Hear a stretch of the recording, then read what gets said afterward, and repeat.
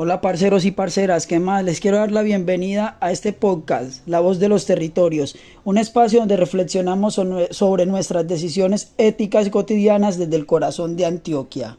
Teniendo en cuenta que desde estos territorios apartados en las montañas, en las veredas, en los pueblos, cascos urbanos, corregimientos y ciudades, también hay una forma muy cotidiana de llevar la ética, porque la vimos día a día en nuestros entornos, en nuestras esferas de la vida, tanto en lo social, en lo económico, en lo educativo, en lo laboral, en fin, también en religioso, pero aún siendo más agravantes, cómo dejamos que estas cosas sobrepasen y no aportamos para que salgan.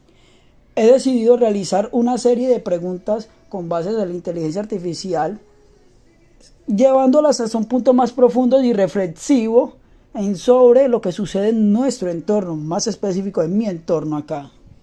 Muchas veces llegan a preguntarme lo siguiente, como en este caso lo realizó la inteligencia artificial, y es curioso porque dice, ¿cómo dices si una información es verdadera antes de compartirla? Eso es una muy buena pregunta porque antes de compartir algo me detengo a pensar en quién lo dice, qué intención tiene, a quién puede afectar, verifico fuentes y si hay duda prefiero no compartir. Es mejor prevenir que lamentar, como dicen acá en mi tierra. Y como también dicen por ahí, o como dicen acá, en la casa también la comunicación es clave. Compartir mis pensamientos, escuchar a los demás, fortalece nuestros lazos. Y es muy curiosa esta pregunta que me surgen, que me realizan, que es ¿qué haces que no puedes cumplir un deber familiar por problemas personales? La honestidad para mí es lo fundamental. Si no puedo cumplir, lo comunico con anticipación y busco soluciones juntos. La comprensión mutua es esencial para la vida, y no solo para la vida en familia, sino en sociedad y en comunidad.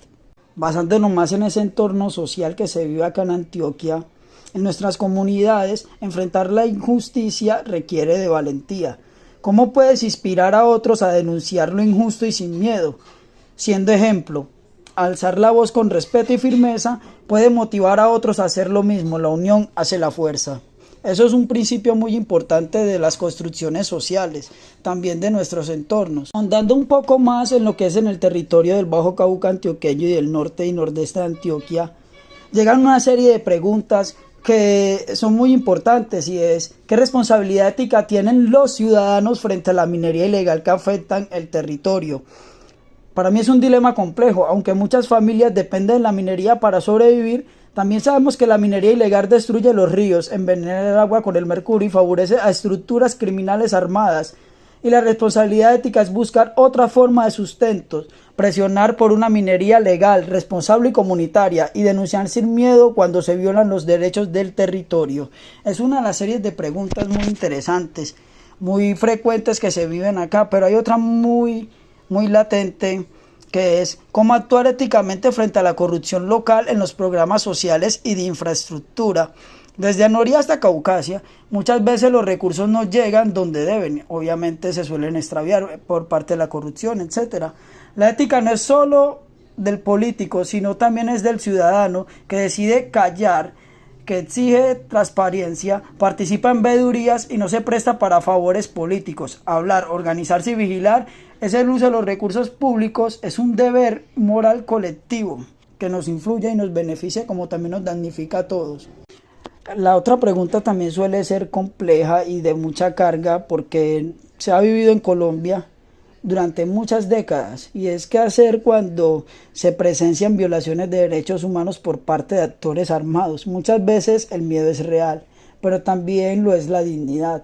Es enfrentar éticamente implica proteger la vida, buscar redes de apoyo, acudir a organismos de derechos humanos y no normalizar la violencia.